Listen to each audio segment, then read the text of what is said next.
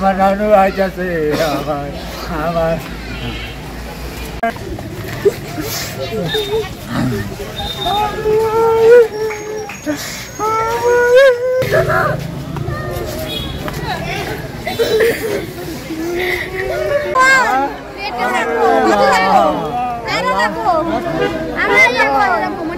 পনেরো দিন আগে আমাদের বাসা থেকে বের হয়ে গেছে।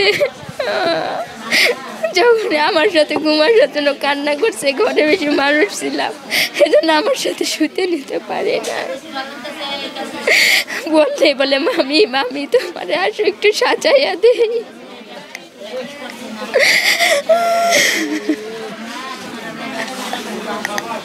অনেক ভালো লক্ষ্মী একটা মেয়ে ছিল, বোন দুইটার এত আদর করতো।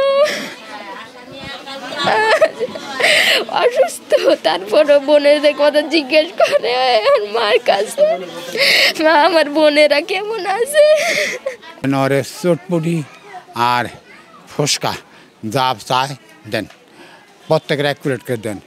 আমি বলতাম হ্যাঁ আমার বোনে আমার কেমন আদা করে, আমার বোনে 1 প্লেট খাইছে, 1 প্লেট খাইয়া সবার 1 প্লেট খাইছে আর খাই নাই। আচ্ছা এই দোকানদারে বললাম কত টাকা হয়েছে, আপনার নাতিন আপনার টাকা খরচ করে নাই, 1 প্লেট খাইছে।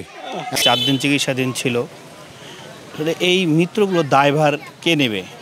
আর এই মৃত্যুগুলা যদি এইভাবে হইতে থাকে বা হয়, আমরা চাই এই ধরনের মৃত্যু যেন আর কখনো না হয়, কারো যেন ভাই বা কারো যেন বোন বা কারো যেন ছেলে না হারায়। ঘটনার দিন ওর স্কুল শেষ হওয়ার পরে ওই দোলনায় দোল খাইতেছিল, তখন দেখতেছে যে উপর থেকে একটা বিমান পড়তেছে।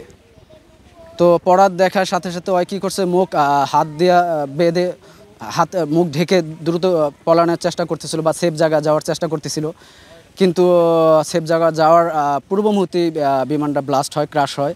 ক্রাশ হওয়ার সাথে সাথে বিমানের ফুয়েলগুলো আর পিঠ এবং পাঠা সব ঝলসে যায়।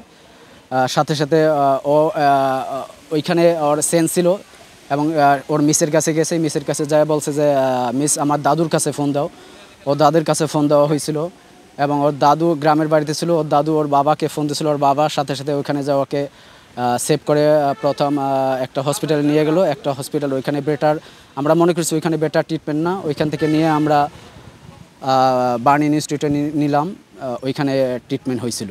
যে একজন প্রশিক্ষণপ্রাপ্ত পাইলট কিভাবে নোম্যান্স ল্যান্ড ব্যতীত সে কীভাবে ওখানে টেস্টিং করে, এটা কোন আইনে আছে এবং কীভাবে আছে এটা আমার জানা নাই, আমি আপনাদের মাধ্যমে জানতে চাচ্ছি। এভাবে উড্ডয়ন করতে থাকলে ঘনবসতিপূর্ণ এলাকায় শুধু আইমান না আরও অনেক আইমান চলে যাবে। তো আমি আপনাদের মাধ্যমে এটুকু আবেদন যে আর কোনো আইমান, আর কোনো মায়ের বুক যে না খালি হয়।